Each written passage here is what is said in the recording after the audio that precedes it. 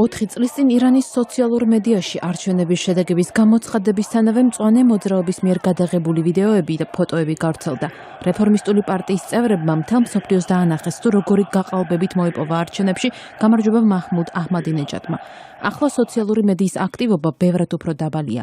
ჟენივ აბდო ვაშინგტონში ბაზირებული სმითსონის ცენტრის თანამშრომელია. იგი ვარაუდობს, რომ არჩევნებისთვის სოციალური მედია პასიური იქნება. მწვანე მოძრაობა ძირითადად დაიშალა, ხალხსაც პროტესტის სურვილი თითქმის დაკარგული აქვს. აბდო მიიჩნევს, რომ ამაში დიდი როლი აგრესიული რეჟიმის ძალისხმევამ ითამაშა. ხელისუფლებამ ინტერნეტის გაფილტრვა, ელექტრონული პოსტების გატეხვა და მსგავსი საქმიანობა დაიწყო. ამის შემდეგ უამრავი ადამიანი დაადანაშაულეს და ციხეში ჩასვეს. აბდოს თქმით, ბოლო დროს ირანში ინტერნეტი განსაკუთრებულად შენელდა. ადგილობრივმა გაზეთმა ისიც კი დაწერა, რომ ირანის ინტერნეტი ამჟამად კომაშია.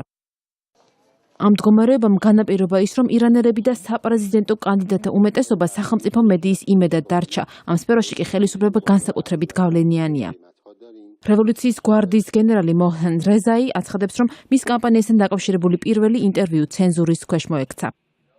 ზოგიერთი საპრეზიდენტო კანდიდატი კი ცდილობს გარესკოს და საკუთარ ინტერნეტ გვერდზე სხვადასხვა განცხადებები გააკეთოს. მათ შორის არის ერთ-ერთი პოპულარული საპრეზიდენტო კანდიდატი, ბირთვული მოლაპარაკებების თავკაცი საედ ჯალილი. ის ძირითადად ტვიტერის საშუალებით ეკონტაქტება ამ მომრჩევლებს. საერთაშორისო შეშფოთება ირანში მიმდინარე წინასაარჩევნო დაძაბულობასთან დაკავშირებით მატულობს. ამ ფონზე შეერთებული შტატები მზადაა სანქციები შეარბილოს და ამერიკულ კომპანიებს საშუალება მისცეს ირანში მობილური ტელეფონები გაყიდონ.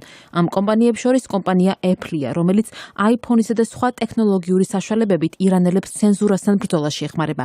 ანა კალანდაძე, ამერიკის ხმა, ვაშინგტონი.